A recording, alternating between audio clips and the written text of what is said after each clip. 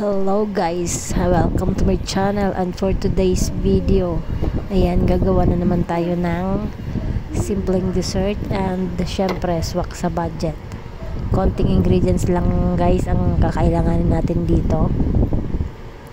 Meron tayong jelly gulaman, then yung ibap, condensed, yung graham cracker, cornstarch, and then yung fruit cocktail.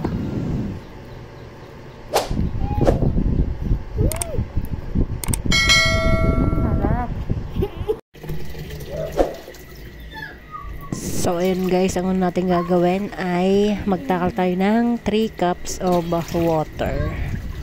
Ayan, tap water or mineral, kung anong gusto nyo, pwede din. And then after that, yan, ilalagay na natin yung jelly gulaman.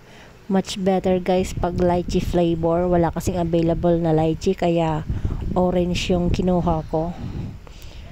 O ayan, ihalagay lang natin. And of course, kailangan nating haluin siya para mag-mix yung jelly gulaman sa ating tubig. Ayan. And then, syempre, i-add na natin yung ibap milk. 2 cans of ibap milk. It depends po sa inyo kung anong brand ang gusto nyo. Ayan guys, yung pangalawang can ng ibap milk. So, syempre kailangan din nating haluin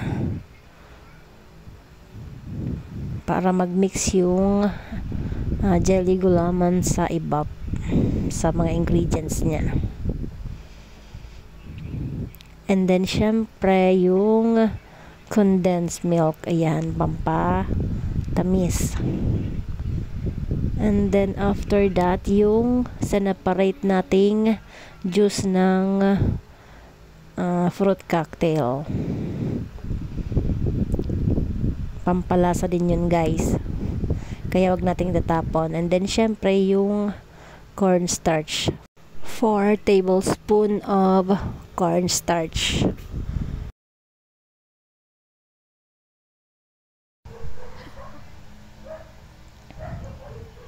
And syempre after that, kailangan natin talaga siyang haluin para mag-mix na yung kanyang mga ingredients. Ayan, mix lang hanggang matunaw yung cornstarch. And then ayan, naisalang ko na siya sa mahinang apoy.